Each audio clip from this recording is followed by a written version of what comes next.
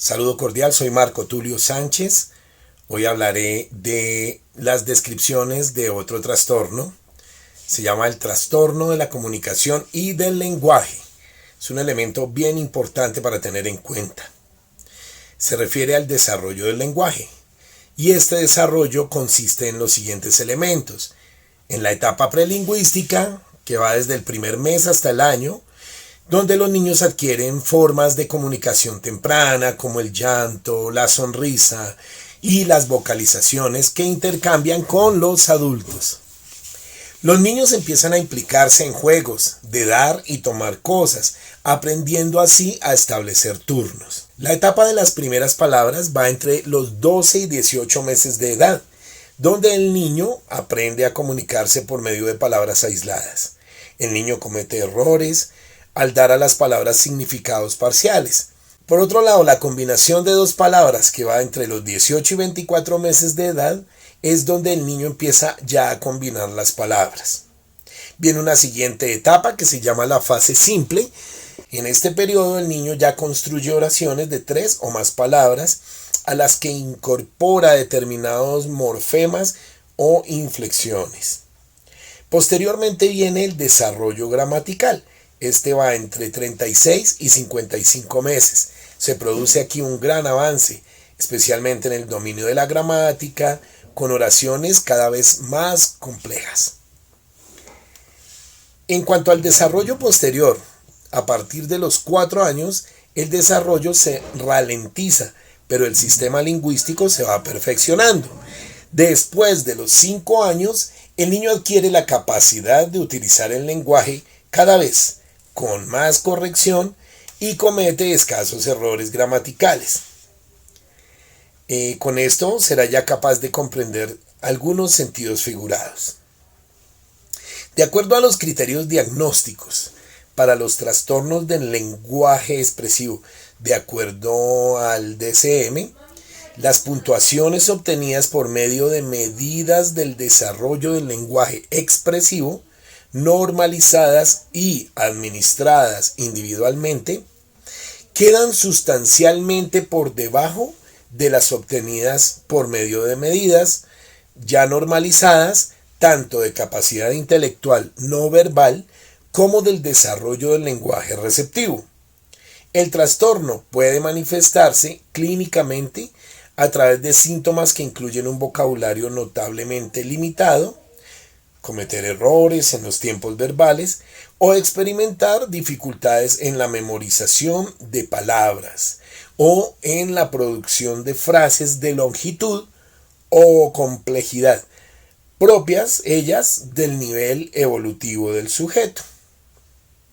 Por otro lado, las dificultades del lenguaje expresivo interfieren con el rendimiento académico, también desde el punto de vista laboral o en general con la comunicación social.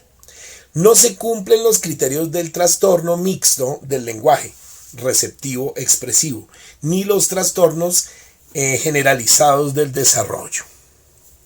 Por otro lado, si hay retraso mental, el déficit sensorial o motor del habla o privación ambiental, las dificultades del lenguaje deben exceder de las habituales asociadas con estos problemas. Según los criterios diagnósticos del DSM, para trastorno mixto del lenguaje receptivo-expresivo, se debe tener en cuenta, primero, las puntuaciones obtenidas por medio de una batería de medidas que se van a encargar del desarrollo receptivo y expresivo normalizado y administrado individualmente. Los síntomas incluyen los propios del lenguaje expresivo, así como dificultades para comprender palabras, frases o típicos específicos de palabras, tales como términos espaciales. Segundo, las dificultades del lenguaje receptivo y expresivo interfieren significativamente con el rendimiento académico o laboral o con la comunicación social. Un tercer criterio, cuando no se cumplen los criterios del trastorno generalizado del desarrollo. Un cuarto criterio, si hay retraso mental, déficit sensorial o motor, especialmente relacionado con el habla o privación ambiental, las dificultades del lenguaje deben exceder de las habitualmente asociadas con estos problemas. En cuanto al término de la epidemiología, podemos mencionar que la estimación de la prevalencia en la población infantil por trastorno del lenguaje expresivo es aproximadamente un 3,3%. La prevalencia del trastorno mixto del lenguaje receptivo expresivo es menor que la anterior y se encuentra alrededor de un 3% de los niños, sobre todo cuando están en la escuela. El diagnóstico se realiza antes de los 4 años, aunque en los casos graves a los 2 años las dificultades son ya evidentes. Cuando es así, es necesario hacer un diagnóstico diferencial con otro tipo de patologías, tales como el déficit auditivo, el autismo o alguna deficiencia mental. En cuanto a las teorías, en las historias de niños con estos trastornos del lenguaje aparecen multitud de factores negativos relacionados con el retraso, tales como problemas prenatales o dificultades en el momento del parto, periodos prolongados de pérdida auditiva durante la primera infancia o desajustes en la estimulación recibida.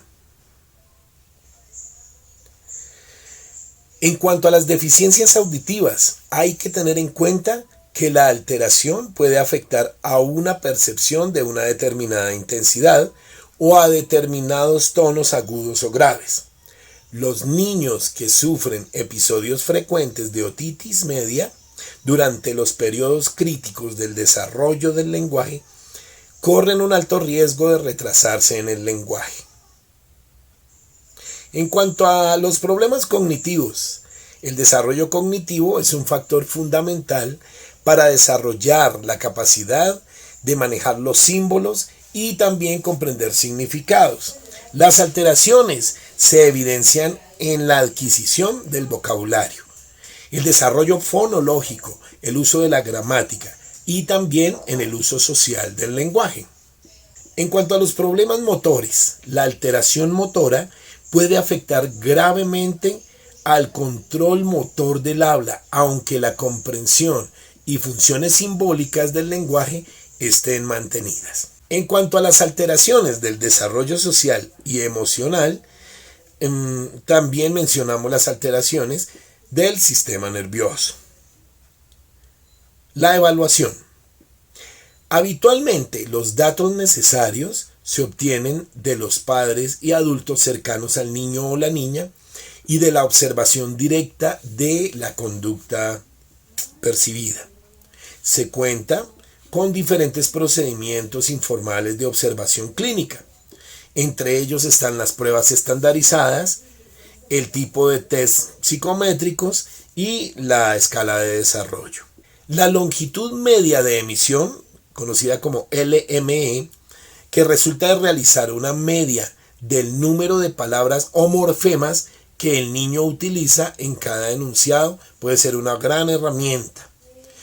La evaluación comienza habitualmente con una entrevista a los padres para la elaboración de una historia clínica. En ella se reúne la información sobre la historia médica, la historia familiar y en general todo lo que tiene que ver con el desarrollo del niño o la niña. Otros datos o pruebas médicas pueden ser de carácter neurológico, el EEG, el TAC cerebral, etc.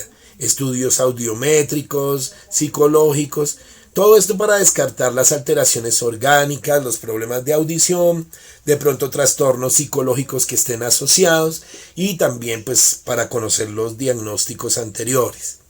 Los procesos lingüísticos que se deben evaluar son la comprensión, la producción y la conducta comunicativa. La imitación de oraciones es una técnica que se basa en la evidencia de que el niño no puede repetir una estructura gramatical que él mismo no sea capaz de producir y se usa también como un método de evaluación en diversas pruebas. Se observan sus intercambios comunicativos y las funciones comunicativas que utiliza si realiza peticiones, comentarios, si responde a ciertas preguntas o también si describe hechos o sentimientos, etc. A partir de preescolar se incluye en la evaluación habilidades conversacionales, como el mantenimiento de turnos e inicio de temas de conversación.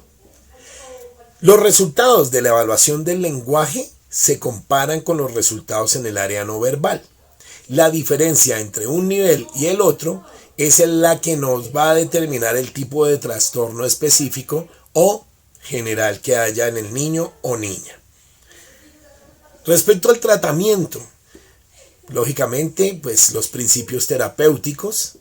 Para poder iniciar la intervención del lenguaje, es necesario que el niño haya adquirido ciertas habilidades previas que le permitan así enfrentar la situación del aprendizaje. El niño debe ser capaz de interactuar con los adultos. Partamos de ahí.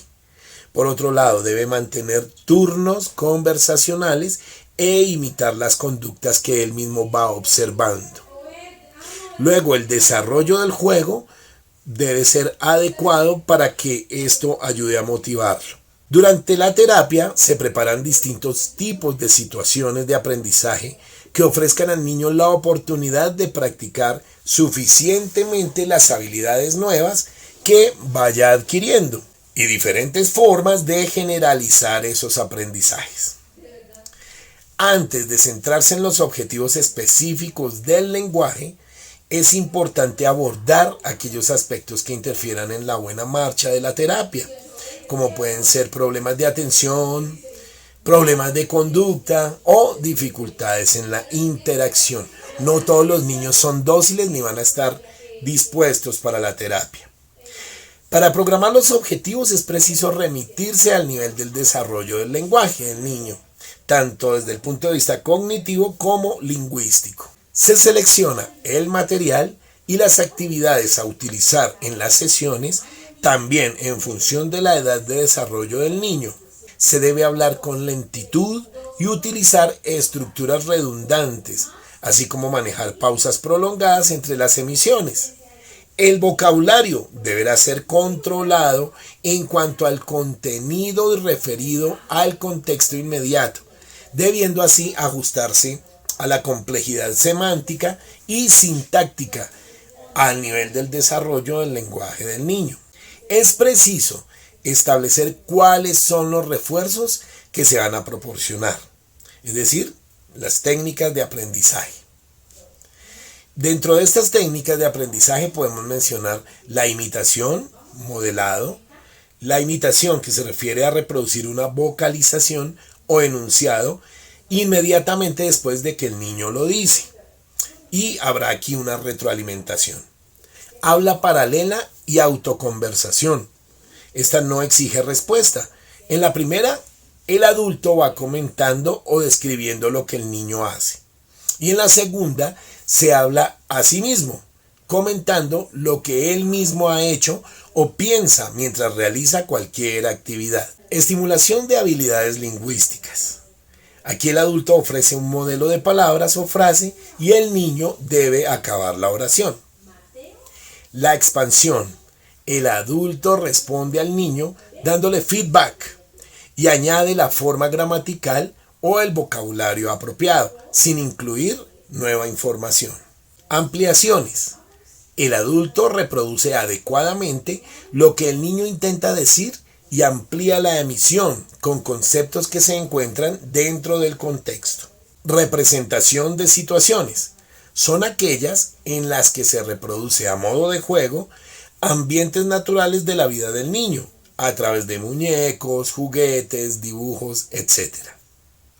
Podemos imaginar situaciones cotidianas y asignar a cada participante la representación de papeles dentro de esa situación. Programa del lenguaje. El programa parte de la información obtenida en la evaluación, seleccionándose los objetivos a trabajar en función de la línea base que se haya encontrado. Está el programa de habilidades básicas, cuando se requiere proporcionar al niño recursos lingüísticos funcionales esenciales para su perfecta comunicación. Así las reglas de combinación de las palabras pueden ser reglas de las primeras oraciones de 2 y 3 palabras.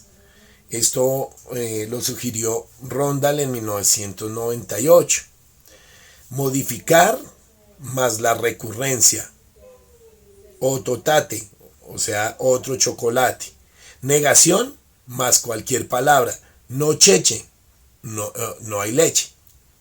Por ejemplo, cuando es un introductor más cualquier palabra. Ayotita, eta casa. Acción más localización. Gato, aquí. Acción más atribución. Cata, grande. La casa es grande. Agente más acción. Papá, men. Es papá, ven.